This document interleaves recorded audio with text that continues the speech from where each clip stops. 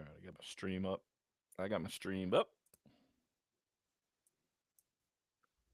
All right, here we go. Let me check Twitter real quick.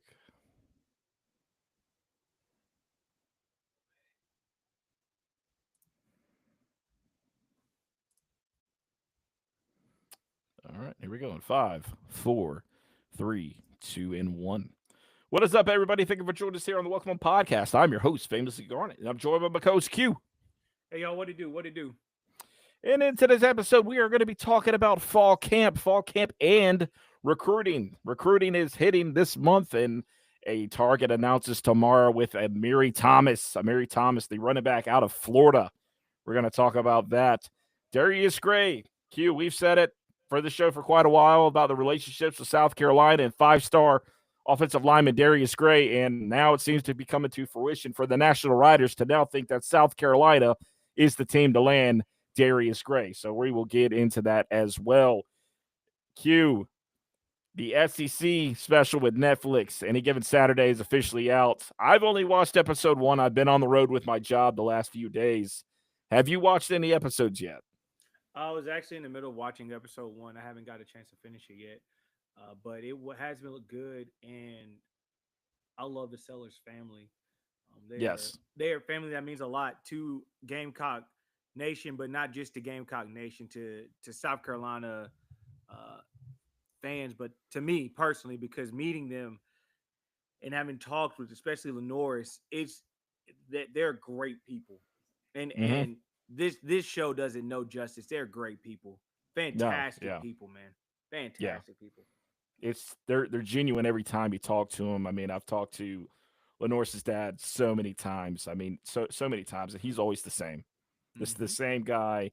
He gives everybody the time of day. It doesn't matter who they are. It doesn't matter if he knows them or not. He's the same person every single time. And that's just like Lenore's. It's just like his mom. They're all the same. They're cut from the same cloth, man. His brother the same way, man. The other brother the same way. That family is phenomenal. His grandmother Agreed. also amazing. Just a fantastic family. And South Carolina truly is blessed to have this family, along with many others, a part of this university. And I can't Hmm. hit the nail on the head on that, Q. I mean, they're just great people. I will say this so far, I've only seen, like I said, episode 1. I'm not going to give the episode away because you're still going through it.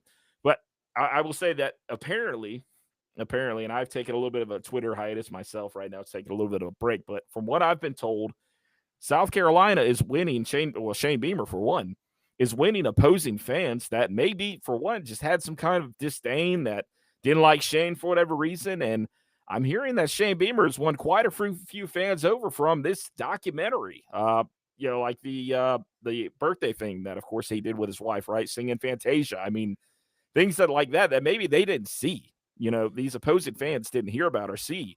And it's just really cool, man, to see that. Like, you're really seeing Shane Beamer, who he is. So I think it's not even great. just Shane though. I know I've had a couple of my friends. Shout out to my boys from Knoxville, my boy Sales. Especially he's a UT grad, and he told me, he said, I can't lie, I watched it, and I watched Sellers, and it's hard not to like him. It's Hmm. really hard not to like him, and that meant something, because I'm telling you, a lot of people don't really know someone until you get to know someone, and Sellers is that guy. He works hard.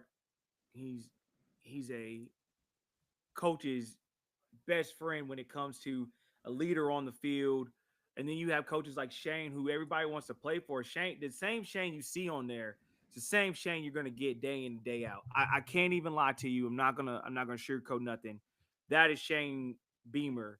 Anytime you see Shane, and I, for one, am ecstatic that people get to finally see who Shane really is behind the scenes, and how much work he puts in, and what it takes to be a head coach in the SEC. And their preparation that you see as well is very giving, in my personal opinion, because a lot of people don't understand how much wherewithal it takes to get to where they have been this entire time. And so I, for one, am ecstatic. I'm pleased. I'm pleased. I'm glad. I'm glad this documentary came out. I can't wait to watch the rest of it. I think it's going to be a great documentary. And just thinking back on last season, man, we won six straight. You know, we defied a lot of odds. We were 5 points away from being 11-1. Shoot, bad call away from being in the playoffs. Like it's just you look back at that season, it was so much success, and you realize Shane really is still building because that team was young last year. Mm-hmm. It's still young. Mm-hmm. But you got some guys that got some PT that's got some experience. And so one thing that you can't take away from this situation is where we are now as a program is light years ahead of where we were headed before Shane got here. Light years ahead. Absolutely. And I think a Oh, lot of absolutely. fans need to take time out and be appreciative of what the hell we have because we could be in a lot worse situation. I don't give a dang what you feel. We could be in a lot worse situation, but Mm-hmm. we are literally on the cusp of a playoff team now. So be appreciative of what we have. Be Yeah. freaking grateful. Yeah. I do. I do agree with all of that. I mean, that's facts. I mean, you could definitely have found a worse way to go if you didn't hire Shane Beamer. And I give I give kudos to our former players, man, that really stood out there and like, hey, you guys need to hire Shane. They went to the board. They did everything. They went to Tanner. They did everything they could to get Shane hired. And I do give our, the flowers where they deserve to go to our former players that stood up for Shane and said, you need to give him a look. He wants to come to South Carolina. It's a great fit. Make it happen. And so enough, fast forward, Shane Beamer, he's going into what year 5 now, year 4. So time's just flying. It's crazy. But he's done so much already. He's done so much. He was on the cusp of the playoffs last year. He was 5 points in total from beating some of the best SEC teams in the conference. 5 points. 5 points. That was it. LSU and at Alabama. And we all know how the LSU game went. I won't have to go into it, but we all know how that went, right? This team True. has this team can make a statement again They this have year. they have the potential to do things that no one really thought they were going to be able to do. They have the potential to get there. They have the potential to make the playoffs. They have the potential to win some games in the playoffs. It's all about the buy-in. It's all about, taking that next step forward. And I It do is. believe we can do that. Because the goal is the natty. That's the goal. And the goal Mm-hmm. won't change. The goal is the national championship, and that's what we want is the natty. Mm-hmm. Absolutely. Now, Q, let's go ahead and get into fall camp, man. There are some great quotes that are starting to come out of fall camp, stuff that I took notes as I was listening to the last conference, little pressers but with the players. Boaz Stanley, once again, that guy is just going to be an absolute monster, man. He's going to be an absolute monster. But here's some quotes from him that really good things from him. He was talking about as far as Coach Teasley goes. He said they're going to put the best 5 out there. It doesn't matter if he's the best tackle or the best center, best guard. They're going to put the best players out there regardless. Boaz, then that's from Boaz. A couple things he also had to say. He said this about Lenore Sellers. He said this is only our second day in pads. He said it's been fun. He's a great leader. Like I said, this is on Lenore's. And he emphasized how quickly he's already meshed with the offense. So this is happening fast as we thought it would, right? And that's just fantastic. And, he talks about off-field bonding. He said we hang out together, cookouts. They've gone bowling a few times. And he said they constantly have found ways to build that chemistry off, when they're not on the field. And that's something that South Carolina has done very well with that some teams have struggled with. And that is that C word again, culture, right? That C word with culture. And I'm excited about Boaz. And as you are, Q, I mean, we love that kid when he came out of the portal out of Troy. That's a big guy. What out of 425, 430 passing attempts, he only allowed 2 sacks. I mean, Insane. the thing is, everyone understands if you want to compete at the highest level, you got to go to a place like this. Mm-hmm. South Carolina offers a lot that other teams don't, and a lot of teams wanted Boaz. Boaz is he's elite, bro. That's when you're talking about a prototypical center that you need to set the line, call the checks, able to have good chemistry with your quarterback. You're looking at Boaz. But the biggest thing about Boaz, I tell people all the time, the difference between Boaz and a lot of people is that man has a family already.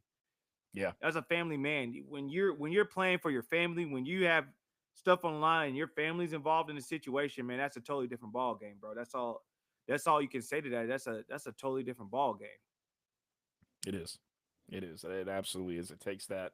It takes your game to another step, man, another level. I mean, Demetrius Knight told him to me best, man. It's like between the walk with faith, your walk with your family. I mean, it just takes you to a whole nother level, a whole nother mindset.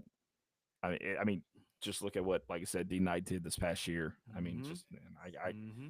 and he's out there showing out at camp already, man. For the Bengals, outside out there, jumping routes and do what he needs to do. Intercepting Joe Burrow. I mean, he's already putting it all on display, and dude deserves it all, man. I can't say that enough. Now, moving up to the defense, Q, David Busey, Jalen Kilgore, Gabriel Brinlow, Dindy, those guys, they have already been, took to the mic.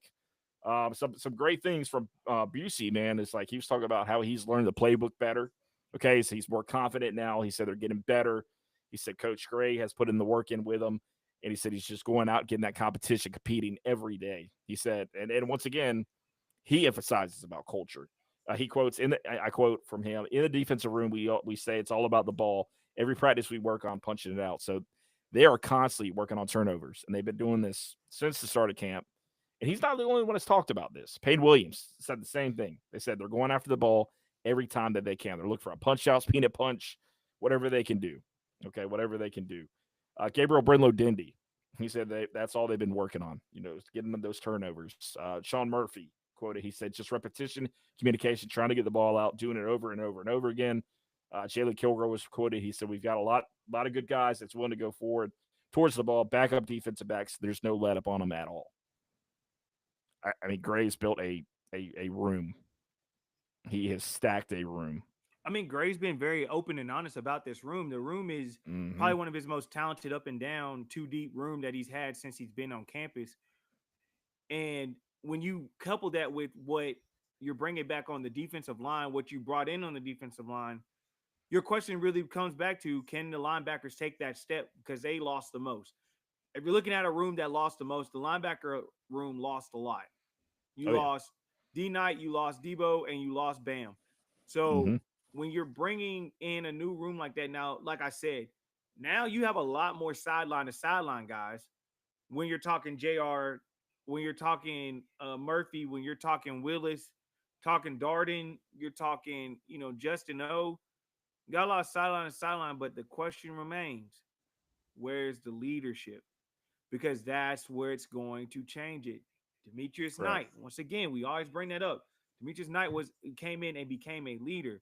You got to have the leader in that room to step up and do what needs to be done. Jalen Kilgore's the leader on the back end. You got Dylan and Nick Barrett and them on the line, but you got to find that leader in the linebacker room that's going to be ready, because you're going to have to be ready to check down. Now, I think Fred JR is going to be that guy, but Mm-hmm. he's still going to have to, just like Lenoir's had to do last year, he's going to get, his first game is going to be one of the, in my opinion, one of the toughest tests.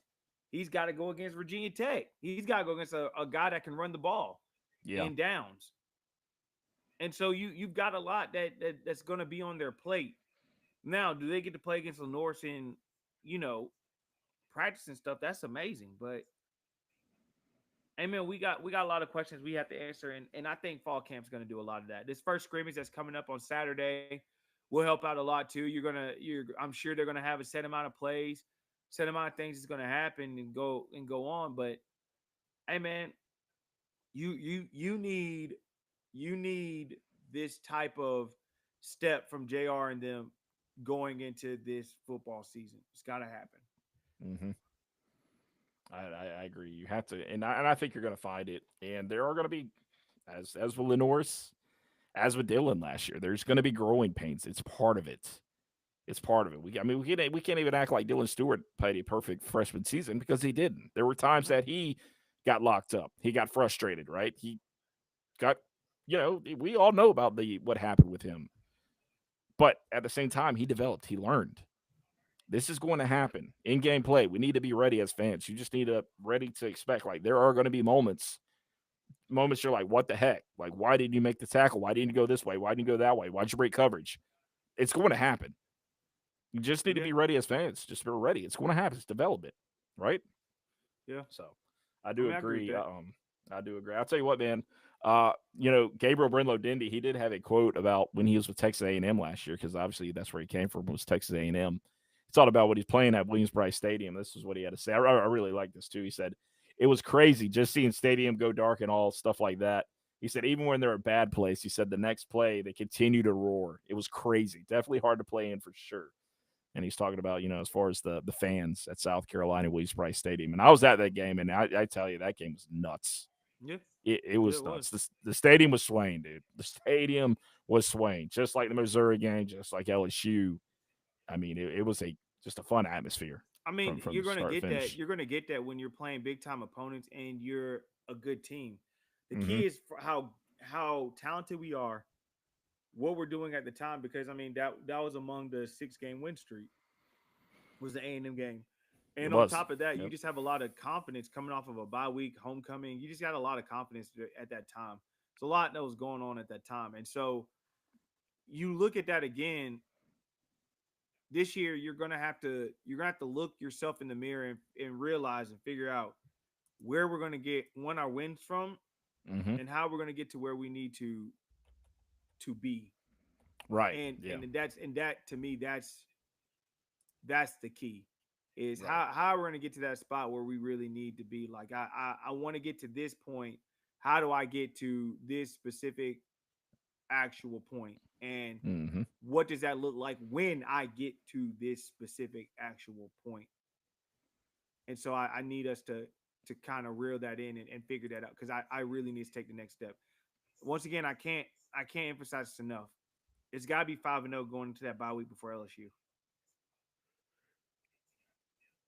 It's got to be. That's it. That's all I can tell you. It's got to be 5-0 going into that week against them. It's got to happen. It's got to happen.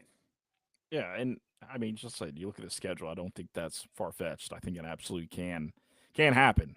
I think it can happen. I mean, you look at South Carolina last year.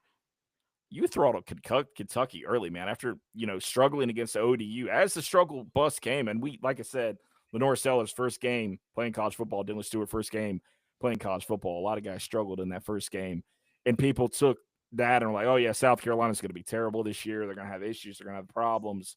For all of 23 or 24, and we were on this show the next that what a couple days later, like, look, these things are going to happen. This is part of He's a development. freshman.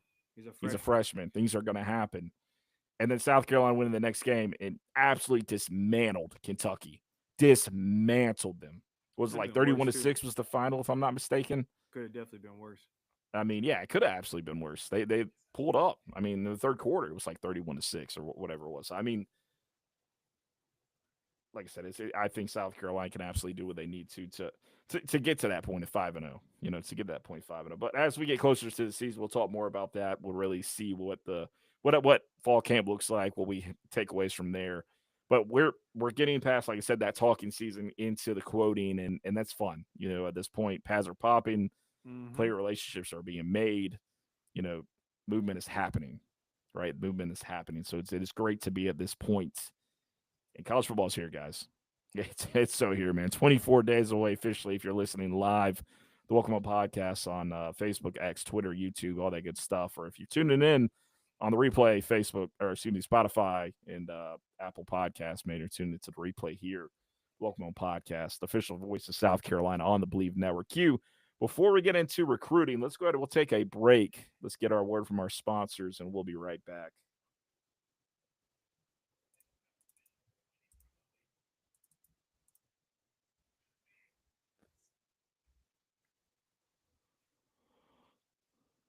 All right, we're going 5, 4, 3, 2, and 1. All right, Q. So recruiting, it's about to heat back up for South Carolina as four-star running back Amiri Thomas is set to announce his announcement. Like I said, tomorrow on Friday, August 8th, or today, if you're listening, or excuse me, Mm-hmm. tomorrow, if you're listening to Welcome On Podcast replay on Friday.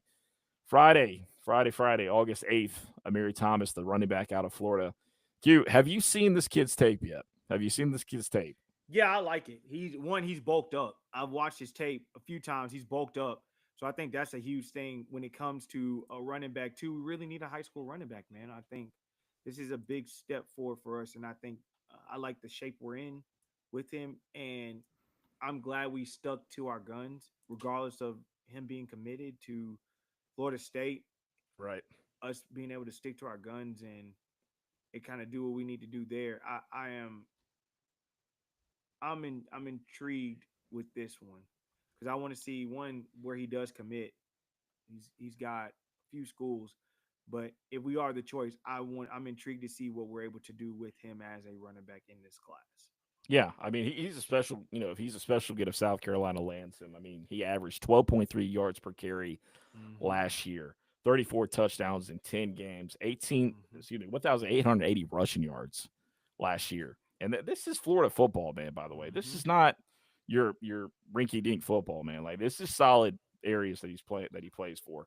I mean, And film pulling a kid out of wise, Florida is huge. it's massive. No matter how you Pulling cut a it, kid out of Florida is huge, man. That's a big time thing. I tell people all the massive. time, pulling a kid out of his home state is always a tough situation, but it's always a eye opening situation as well. So I agree with you 100% on that. Yeah, and I mean, as far as film goes, man, elite speed, explosiveness, very versatile player. As you said, Very Q, much he's so. put on some, he's bulked up some, which is going to make him, harder to defend, right? Mm-hmm. Harder to defend. And you can tell, I mean, watching him play through his film, he's got that confidence about him. If you listen to some of his interviews, it seems like he's Mm-hmm. got that right mindset. Seems like he's got some really good mindset to him. So I'm interested to see what happens. Like I said, if South Carolina lands him, I do think that as part of our old saying, recruiting is a marathon, we need to watch that because he did say he would continue to take visits throughout the season once the his commitment is over. Now, Mm-hmm. if that does happen, that's one thing. Of course, kids have these things in their minds where, yeah, my recruitment's not over after I commit to said school, and next thing you know, you have a post a couple weeks later. Hey, I'm Mm-hmm. shutting down my recruitment. We've seen it happen. We've seen it happen. So I'm interested to see what happens with that. Q, I believe he's committed what at 3 o'clock? Is it 3 o'clock Yeah, on I think it's like Friday? 3 o'clock. I think it's 3 o'clock. Yeah. So watch out for that from Mary Thomas. That's just a great running back, and we'll see where he goes, man. I think somebody's going to get a good one, man. South Carolina, Florida State, Colorado, one of those two. They're going to get a really good player, really good player. Mm-hmm. Darius Gray, Q. We've been big on his recruitment since day one, and I'm talking about back in 2023. Yeah. Okay, back when South Carolina offered this kid when he was a 4 star. People talk more about between his football and basketball film, which the kid does play basketball. He's very Mm-hmm. athletic. Okay, Mm-hmm. 5 star guy now, 5 star guy, and all of a sudden, South Carolina, according to the National Writers, are trending in Darius Gray's direction. I I don't mean, know why y'all listen to him. I'm gonna be honest with you. I don't know why y'all listen to him. Steve Wilfong, Bill Wilfong, Fongy Fong Fong, South Carolina in 5, bro. Not gonna sit here and I'm not going back and forth about this no freaking more, bro. Not doing this no more. Y'all can keep listening to these pundits all you want to. I don't care. I don't care. I don't care. Darius Gray has been recruited by South Carolina since the 8th dag blame grade. 8th, middle school. That man has not taken a visit to any other campus in the United States of America more than he has been to the University of South Carolina. To facts. break that down for you again, that means not to Virginia, not to Virginia Tech, not to Maryland, not to anything closer to him than the University of South Carolina. There has been no other place he's gone to more than the University of South Carolina. Now, one thing you guys are going to learn, and since everyone has so many questions on why we lost so many other players, let's address this part of it too. Some positions have a certain number when it comes to NIL, then other positions have it that number. You want to guess where a bigger number goes into? You guessed it, the trenches. Shane values the trenches a lot. He values everything. Let Mm-hmm. me start by saying Shane values all his positions, all his players. But if you're gonna compete when it comes to NIL and you want to get something going, the trenches is going to be a place where Shane's gonna start. I'm gonna go ahead and let you know that now. Oh yeah. LSU has given a very nice NIL situation. They've offered a nice thing. They got glitz and glamour. They do churn out a lot of offensive linemen to the league. I can't deny any of those things. Mm-hmm. However, comma, South Carolina has the exact same opportunities that LSU has. LSU has titles behind their name, sure. But if you're looking today, pound for pound, we're in the same boat. Same boat. Yeah. Trying to get to the playoffs. Yeah. Same boat. Yeah. So Yeah. therefore, that's what we are trying to get to, and Darius knows it. He knows what is on the table. He knows what is in that room. Hell, guess what else he saw? Shad Surratt, a freshman that is possibly playing some meaningful snaps this year. Mm-hmm. You are building an offensive line from your high school. I'm telling you right now, there's going to be a day where we have nothing but high school recruits that we've recruited on that offensive line. Yeah. We're trending literally that way. And that's going to be a recipe to being successful.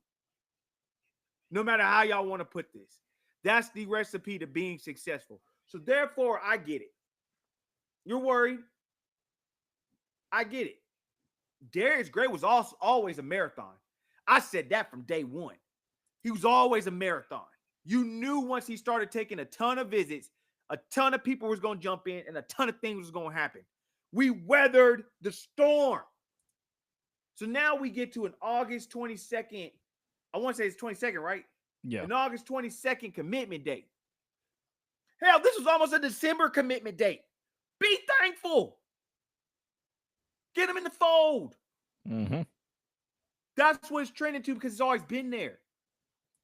You can believe who you want to. Everything is about who they want to believe at the time. All about who they want to believe at the time. I go back to the PJ Dean situation. An article was ready because an interview had already happened. He was already talking about his commitment to South Carolina. Everything happens. Things change. And I ain't saying it ain't going to change here. But what I will say is that we weren't competitive in anything.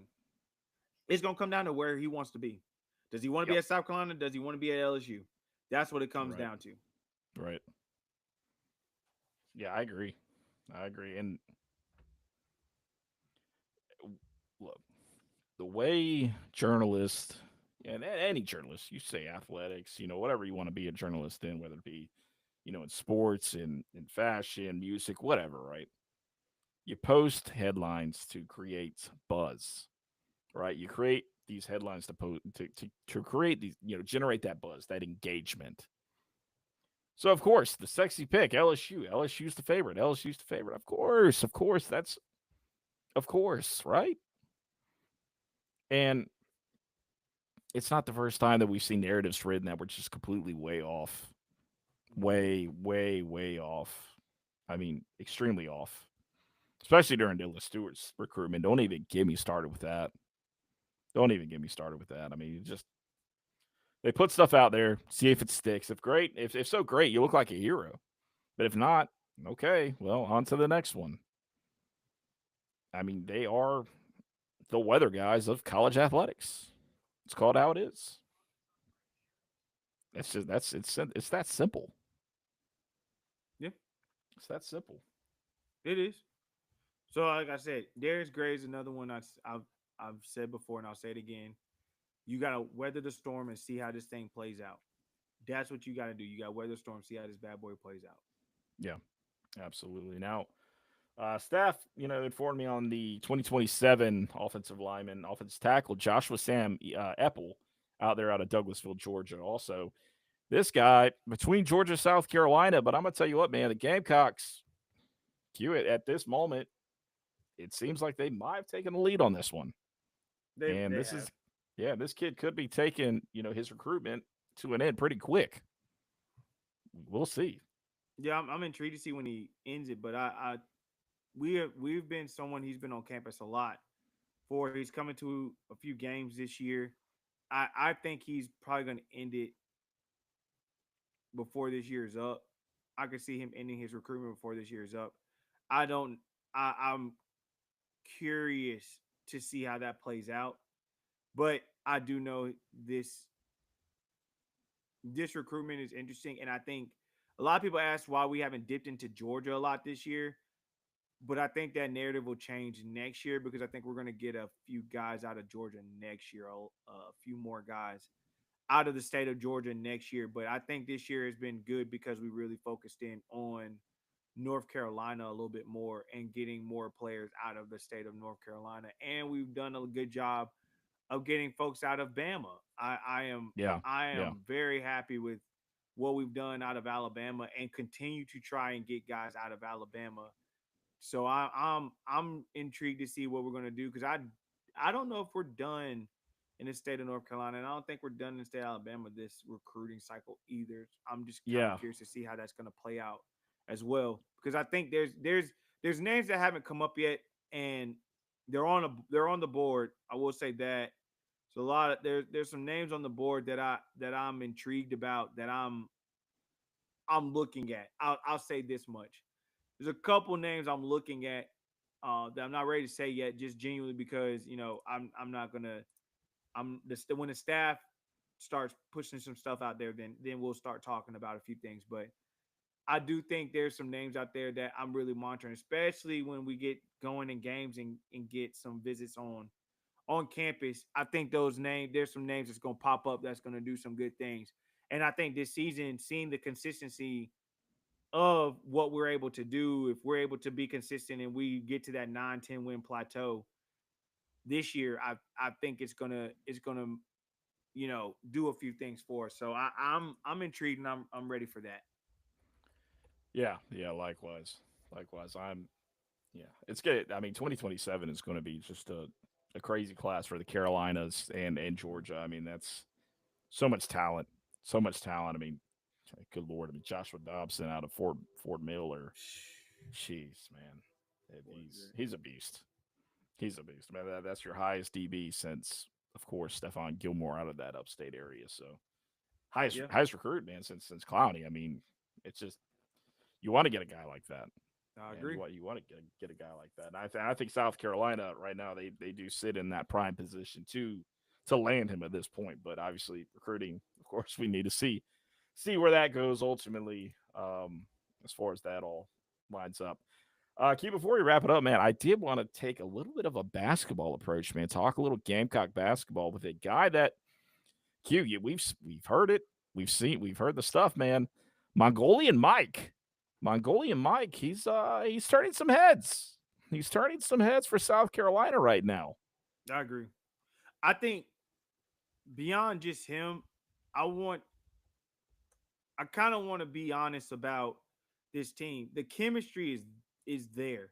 Mm-hmm. A lot of sources are saying the chemistry is there, and I think that was a big lack that we had last year that we don't have this year is that chemistry and that leadership. Because you do have Michi back, who's been on a team that was successful here and understands the importance of the leadership portion of it. You you do have the Miles Stute, who's back. You have a lot more versatility, especially with the shooting, with a guy I'm telling you I can shoot the cover off a basketball and Grant Polk.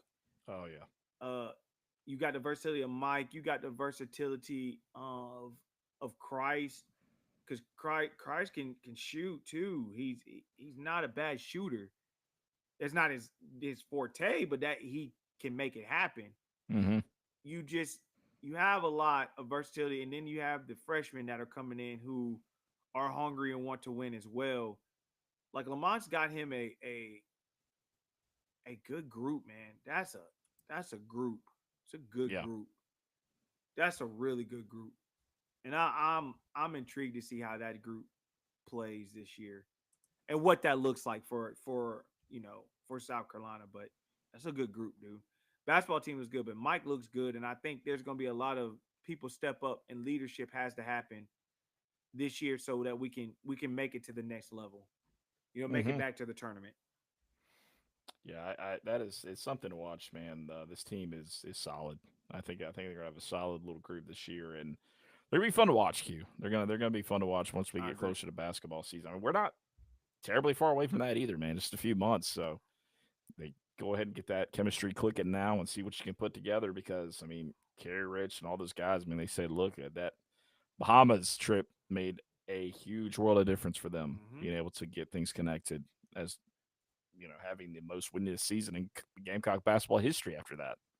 So I we'll agree just with that. keep an eye on that. Men's soccer starts up here this week, the first exhibition game. So I will be tuning in there with that, and then of course the season starts. And as most of y'all know, I do cover men's soccer, so I will be in the press box, and hopefully this weather that we've been seeing, the 70s and 80-degree days, stay around because, buddy, it gets so dang hot in that press box up I there, man. believe I it. can't I can't say that enough. Like, I believe you it. know, any university officials, please fix the AC in it, please. That's all we ask. That's all we ask. You got a lot of hard workers in there, man. You probably got 10 to 15 people deep in that press box, man. Take care of them.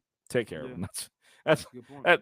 Yeah, it's a cry. It's a cry for help for the rest of them. I'll do it since they don't have the platform to do it. I'll do it for them. We'll do that. Q, interesting stuff, man. With LaDamian Guyton, Texas commits to Texas Tech out there of Georgia from the 27 class, 4 stars, probably gonna be a 5-star edge. And Texas Tech, they're gonna have that money, man. They're gonna have that money. Do you think he's gonna stick? My question to you: Do you think Guyton is gonna stick to Texas Tech? I don't know. I think Georgia, South Carolina, and Tennessee are gonna not let it go, Mm-hmm. and it's a long way away. Now, NIL wise, it's gonna be hard to compete with them, but Yeah.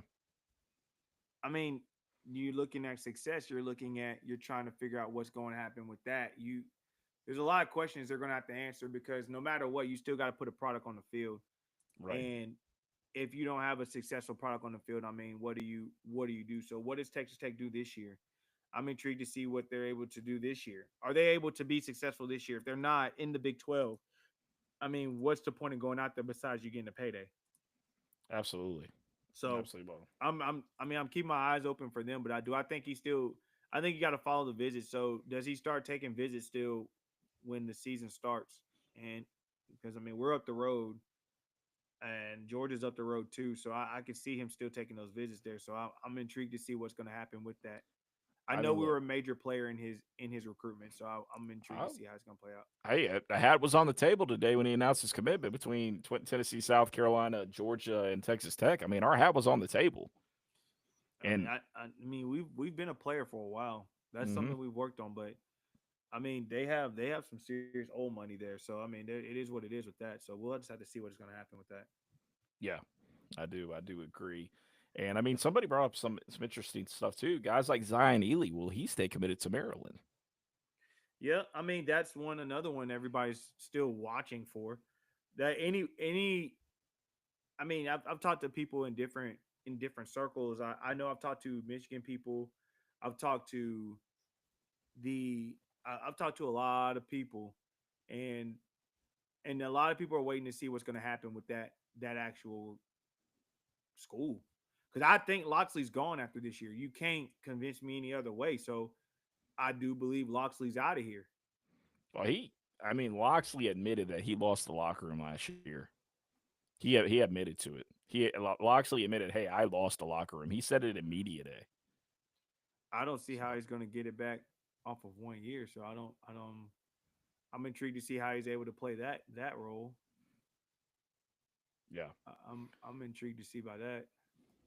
yeah, definitely interesting stuff. Well, Q, we're going to go ahead and wrap this thing up, man. Like I said, Amiri Thomas announces tomorrow on Friday at around 3 o'clock, the 4-star running back out of Florida. That's one I tell Gamecock fans just to pay attention to. I mean, like I said, if the Gamecocks get them, they just need to lock down the recruitment and get them in early signing day. Get them to do the early signing day. That's what I would say in December when that time comes. Q, do you have anything else before we wrap up the show, my guy? No, I'm good. I'm good, Good man. stuff. Good stuff, man. Well, guys, we appreciate y'all tuning in to the Welcome On Podcast live on Facebook, X, Twitter, YouTube, all that good stuff. We appreciate y'all listening to the Welcome On Podcast on Apple and Spotify, the official South Carolina voice on the Believe Network. You guys can tune into the show there at all times. Find your replays. Please rate, review the show, subscribe, all that good stuff there. Download the episodes, man. We're we're here. We got all the good stuff there. And for any previous episodes, you can catch on to it, man. You can catch up to the latest episodes, interviews with Tristan Lewis, past interviews with Lenore Sellers, Jalen Kilgore, anything you're looking for. All that stuff is out there to check out. So, but guys, we appreciate y'all tuning in. We will see you next time. Peace.